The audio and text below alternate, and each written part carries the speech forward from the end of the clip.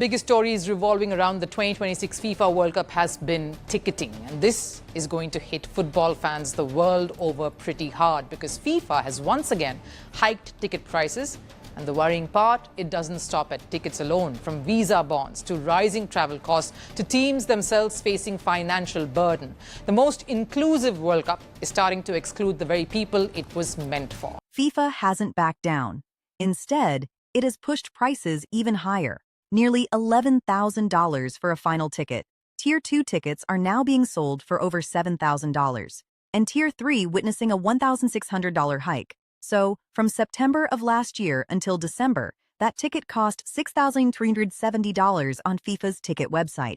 Now, for 1 month from December until January of this year, that ticket was bumped up, and it cost $8,700.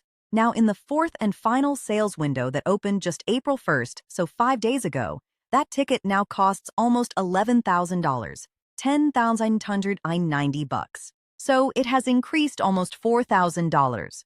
Buyer after World Cup ticket buyers accused the entity of misleading them with stadium maps. Now, FIFA priced their tickets into 4 categories, Category 1 being the most expensive. But now, some of those Category 1 ticket holders were placed in Category 2 sections in some stadiums. The color coding was confusing. So, a lot of fans a banner was run around the stadium at the weekend. No to ticket price increases, so the fans are following through what they said they would do. Whether it has any effect or not is another matter. Elsewhere, our friends at FIFA, the official World Cup resale site, was advertising a ticket for England's opening match against Croatia. Simon, look. When FIFA handed the 2026 hosting rights to the United States, it sold a dream of taking football to a new frontier. But that American dream is turning into a bit of a luxury package. The World Cup was supposed to be the moment soccer finally took over America, and FIFA sold us on the idea of the most inclusive tournament in history. They promised 48 teams and 3 host nations with 6 million seats available for fans from every corner of the planet to finally watch their countries compete on the biggest stage in football. That was the pitch, and that was the dream they marketed to the world. What we actually got was an $11,000 ticket listed directly on FIFA's own website through their own official sales window. This wasn't a shady reseller or a markup on StubHub, but a price set by FIFA themselves within their own system. How FIFA built the trap. To understand how this mess started, we have to look back at September of 2025 when FIFA opened the first sales window for Category 1 tickets. These are the premium seats close to the field with the best sightlines in the stadium, and the initial price sat at $6,270. While that is a massive amount of money for a single football match, you could at least argue it reflected the demand for a once-in-a-generation event happening on home soil. People complained about the cost, but they paid it and moved on. Everything changed when December arrived because that same ticket in the same category was suddenly listed for $8,700.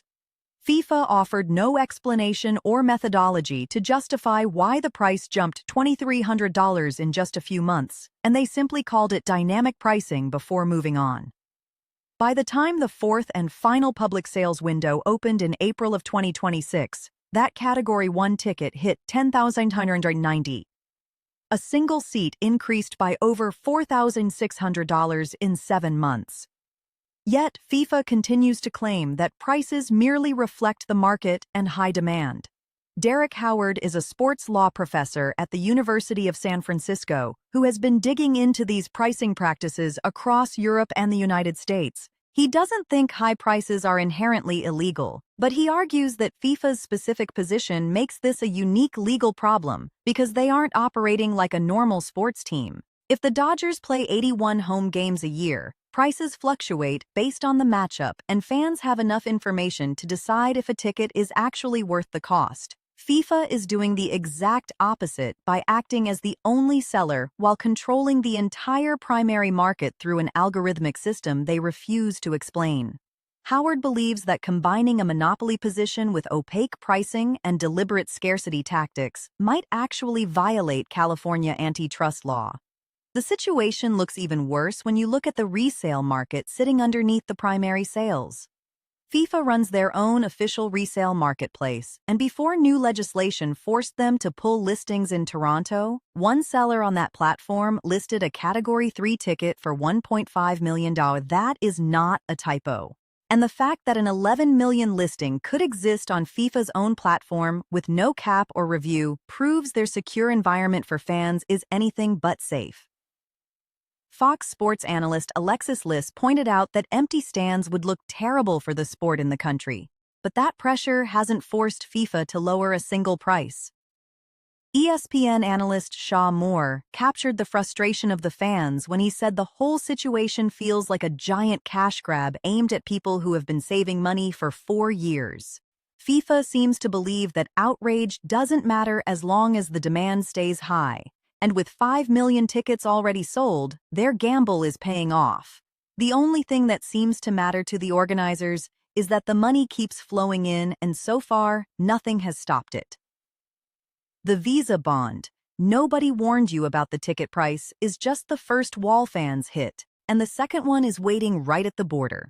For fans traveling to matches in the United States from dozens of countries, the U.S. government requires a visa bond of $15,000 just to secure entry.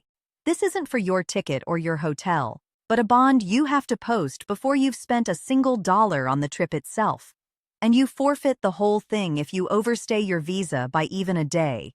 When you look at that number against the actual income of fans in the newly included nations, the math gets ugly fast.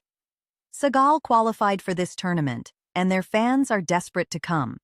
But the per capita income there is roughly $1,600 a year. A Senegalese fan would need to save every penny they earn for 9 straight years just to afford that visa bond. And that is before they buy a ticket, a flight from Dar, or a hotel room in an expensive U.S. host city. Algeria sits under $5,000 per capita. Ivory Coast is around $2,000, and Tunisia is about $4,290. Every one of these countries qualified, which means every one of their fans is staring down this massive financial barrier. FIFA expanded the field to 48 teams specifically to bring the Global South into the tournament, and the marketing was all about more teams, more countries, and more inclusion.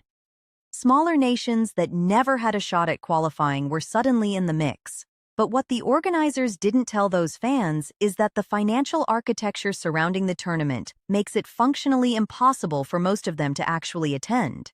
The problem goes way deeper than just the bond, because FIFA failed to secure a blanket tax exemption with the U.S. government for the participating nations. This failure means smaller footballing countries like Curaçao or Cape Verde face much higher tax burdens at this tournament than England or France because they lack existing tax treaties with the United States. While the big nations use their infrastructure, legal teams, and bilateral agreements to soften the blow, the smaller nations that FIFA was loudly celebrating for qualifying end up carrying the heaviest financial weight. This isn't some accidental administrative oversight, but a system designed to extract maximum revenue while the marketing department sells a dream of inclusion that the reality can't support. Toronto fights back, and what it means. Last week, Ontario passed the Putting Fans First Act, which is a simple piece of legislation that bans reselling event tickets above face value with no exceptions. FIFA's response was incredibly fast, and they pulled every Toronto match listing from their official resale marketplace within days of the bill passing. 6 games vanished overnight, including the opening fixture for Canada against Bosnia on June 12th. And those listings didn't just move to a different site or get a price cut, they simply disappeared. This wasn't a clerical adjustment or a glitch in the system. An organization that spent months insisting its pricing model was legal and driven by demand just removed an entire city's worth of inventory the moment a government drew a hard line. FIFA blinked. And that tells us something important about what is actually possible here. Because the organization only moves when the alternative costs them more than following the rules does. The legal pressure building around this tournament is spreading far beyond the Canadian border. A European fan group has already filed a formal complaint alleging price gouging and unfair conditions. And Derek Howard expects to see movement on that case within the next few weeks. His take on the European complaint is that a success there would create a ripple effect reaching every market, including the United States, because a ruling against the way FIFA sets prices doesn't stop at a national border. It attacks the core structure of how they operate globally, and that structure is exactly the same everywhere they sell a ticket.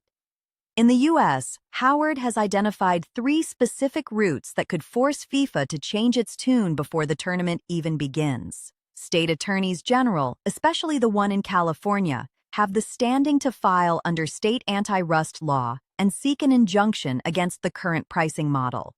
The president, who has treated this tournament like a personal project and stays in direct contact with FIFA president Gianni Infantino, could also just pick up the phone and end this.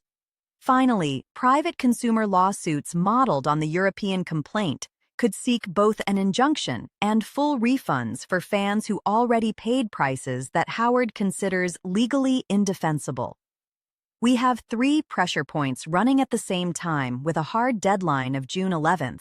Ontario already showed the world what happens when one of those pressure points actually fires. So the real question is whether anyone in the US has the guts to pull the trigger before kickoff. Howard's advice to fans who are waiting for prices to drop is very direct, and he warns that without legal intervention, the data only points in one direction.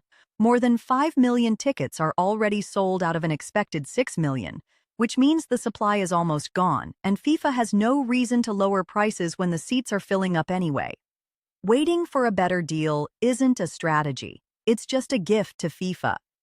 Conclusion: June 11th is the date that actually matters, and it has nothing to do with football and everything to do with the legal battles happening behind the scenes. Any rulings that come down before that deadline will either completely flip the economics of attending this tournament or just become irrelevant the second the opening whistle blows. Ontario already proved that this mechanism works because when a government finally decides to move, FIFA is forced to move right along with them. You need to keep a close eye on whether the European case gets a ruling this month and pay attention to whether any U.S. Attorney General decides to follow the lead Ontario just set.